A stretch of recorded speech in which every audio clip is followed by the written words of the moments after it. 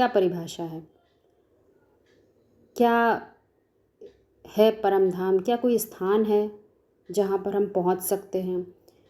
क्योंकि कई बार ऐसा लगता है कि विजुअलाइजेशन के थ्रू हम एक चित्र बनाते हैं, क्रिएट करते हैं और उस तक पहुँचने का प्रयास करते हैं, परंतु ये विजुअलाइजेशन मात्र है। इसमें कोई तंत्र की बात नहीं समझ में आती। हम इसको आध्यात्म स्तर पर समझते हैं। आध्यात्मिकता में प्रवेश करने के बाद प्योर कंसेप्ट को समझा जाता है, क्योंकि पुरुष और प्रकृति दो हैं। प्रकृति की परिभाषाएं जब बुद्धि में काम कर रही होती हैं तो पुरुष नहीं काम करता। पुरुष जब काम करेगा तो ज़रूर प्रकृति नहीं काम करनी चाहिए। पुरुष ऊंचाई को पकड़ता है, क्योंकि पुरुष है ही आत्मा, चेतना के स्तर की बात, और प्रकृति उसमें इंटरफेयर नहीं करनी चाहिए। तब हम परम धाम को सच में समझ पाएंगे, क्योंकि परम धाम कोई देखने का स्थान नहीं है, ज्ञान चक्षु से समझने का विषय है। जितना हम समझ लेते हैं, हमारी सोच का स्तर वहाँ पहुँच जाता है। इसीलिए परम धाम को समझने के लिए 3 पुरियों को बताया जाता है। एक ब्रह्मापुरी होती है, एक विष्णुपुरी होती है और एक शंकरपुरी है। 3 धाम जब बताए जाते हैं तो उसका अर्थ है आत्मा जिस स्टेट ऑफ माइंड में होती है, उसकी सोच जहाँ तक पहुँच पाती है, वो चीज़ों को, परिभाषाओं को उसी स्तर पर देख सकती है, समझ सकती है। उससे ऊंचे को समझ नहीं पाएगी। कोई कितना भी डिफाइन करेगा, बताएगा, परंतु वो उसको यथार्थ रूप से उसकी मीनिंग को नहीं निकाल पाएगा। तो जब हम बहुत नीचे होते हैं, हमारा सोचने का जो दृष्टिकोण होता है, देखने का जो एंगल होता है, उसमें देह की परिभाषाएं मिली होती हैं, तो वहाँ पर हम परे से परे नहीं देख पाते। परम मतलब परे से परे, ऊंचा। जो तुम अभी हो, जहाँ तक तुम देख रहे हो, अभी तुम बियॉन्ड नहीं देख पा रहे हो, उससे ऊपर नहीं देख पा रहे हो, देह से ऊपर नहीं देख पा रहे हो। स्थूल आंखों से जो चीज़ दिख रही है, जो कुछ भी विनाशी है, तुम उससे ऊपर नहीं देख पा रहे हो। जब उससे ऊपर देखने लग जाते हैं तो हम कॉन्शियसनेस के स्तर पे पहुंच जाते हैं। जागृति, अपने को देखते हैं हम कितने लेवल पे जागृत हैं। हमें ये समझ में रियलाइज़ होने लगता है कि हमें अभी और जागृत होना है। अभी हम परम नहीं पहुँचे हैं, अभी हम बियॉन्ड नहीं पहुँचे हैं, अभी हम वहाँ तक नहीं पहुँचे हैं जहाँ तक अभी पहुँचना है। इसीलिए शब्द दिया है परम, और धाम मतलब रहने का स्थान। तुम्हारी कॉन्शियसनेस जितने से जितना ऊपर पहुँच सकती है, वो तुम्हारे रहने का स्थान है। क्योंकि आत्मा के रहने का स्थान कहाँ होगा? जहाँ उसे शांति मिले, जहाँ वो शांत हो जाए, जहाँ उसके अंदर कलह क्लेश समाप्त हो जाए, कोई चीज़ उसे डिस्टर्ब ना करे, ना वो किसी चीज़ से डिस्टर्ब हो और ना ही कोई किसी को डिस्टर्ब करे। यस्मान न दुज्यते लोको लोकान न दुज्यते च।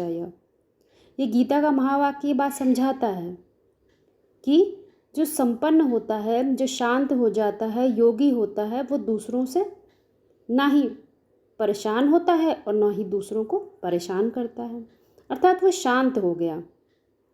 इसीलिए परम धाम को शांति धाम भी कहते हैं, अर्थात वो आत्मा का अपना मूल स्थान है, जहाँ पर हम आत्मा वहाँ शांत हो जाते हैं। लेकिन यदि हम इस चीज़ को विजुलाइज करके देखेंगे, एक समझने, एक होता समझना और एक होता विजुलाइज करना। यदि हम किसी चित्र को विजुलाइज मात्र करेंगे तो वहाँ पर हम थोड़े समय के लिए तो पहुँचेंगे, थोड़े समय के लिए वापस आ जाएंगे। हमारी योग की अवस्था निरंतर नहीं ठहरेगी। निरंतर तब होता है जब हमारी समझ में कभी भी अंतर ना पड़े, क्योंकि नरक और स्वर्ग कहीं दूर थोड़ी होते हैं। नरक और स्वर्ग तो इसी दुनिया की बात है, मनुष्य के स्टेट ऑफ माइंड की बात है। वो ही है जो इसी नरक में स्वर्ग बना सकता है। इसीलिए परम धाम को जब हमें देखना है तो उसको विजुअलाइजेशन नहीं करना है, उसको हमें समझना है। हम जिस चित्त के स्तर पर है, हमारा चित्त जहाँ ठहरा हुआ है, क्या हमें वहाँ संपूर्ण शांति मिल रही है? यदि नहीं मिल रही है तो वो परे से परे स्थान नहीं है। स्थूल आंखों से कोई देखते हैं तो क्या करते हैं? ऊंचे से ऊंचे पहाड़ पे जाके बैठ जाएंगे, कहेंगे हम तो बहुत ऊंचाई पर हैं।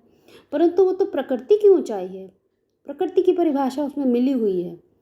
पुरुष ऊंचा उठता है तो चेतना के स्तर पर ऊंचा उठता है, मात्र चेतना के स्तर पर, कॉन्शियसनेस को ऊंचा उठाया जा सकता है, प्रकृति को नहीं।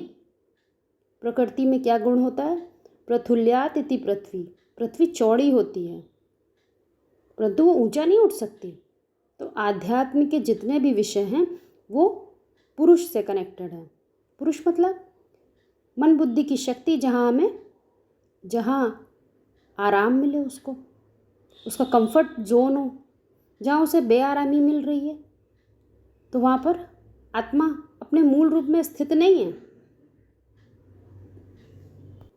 इसीलिए जब हम कहते हैं परम और धाम, तो परम मतलब हमारी कॉन्शियसनेस जितना ऊंचा जा सकती है, जितने ऊंचे से ऊंचे जाने में हमें शांति मिले, जब हम बियॉन्ड देखना सीख लें, व्यक्त में अव्यक्त को देखने की प्रैक्टिस कर लें, तो उसे कहते हैं चेतना परे से परे पहुंच गई। वहाँ पर शांति ही शांति होगी, क्योंकि अशांत होने का कोई कारण ही नहीं होगा। अशांति अज्ञानता से आती है। जब हमें ये मालूम चल गया है कि हम आत्मा हैं, मन बुद्धि की शक्ति हैं, देह नहीं हैं, तो हम बार बार देह के दृष्टिकोण से चीज़ों को देखें, अपने आसपास की दुनिया को देह की दृष्टि से देखें, तो कैसे हमारे कंसेप्ट काम करेंगे? हम जाना चाहते हैं मानसिक स्थिति से परम धाम, और परिभाषाएं लगाएंगे देह की धाम की, स्थूल धाम की। वो विनाशी चीज़ें जो आज हैं कल नहीं हैं होंगी, तो हम अपनी चेतना को कैसे ऊंचा उठा पाएंगे? शांत कैसे हो पाएंगे? डिस्टर्ब होते रहेंगे बार बार, क्योंकि देह की परिभाषाएं आकर डिस्टर्ब कर जाती हैं। देह की परिभाषाएं जब काम करना बंद कर दे, वो हमें डिस्टर्ब ना करें, तब कहा जाएगा कि चेतना उठने का प्रयास कर रही है। पुरुष ऊंचा उठ रहा है, उसे याद आ रहा है, उसे जागृति हो रही है कि मैं बंधनों में बंधने वाला नहीं हूँ, मैं तो मुक्त हूँ।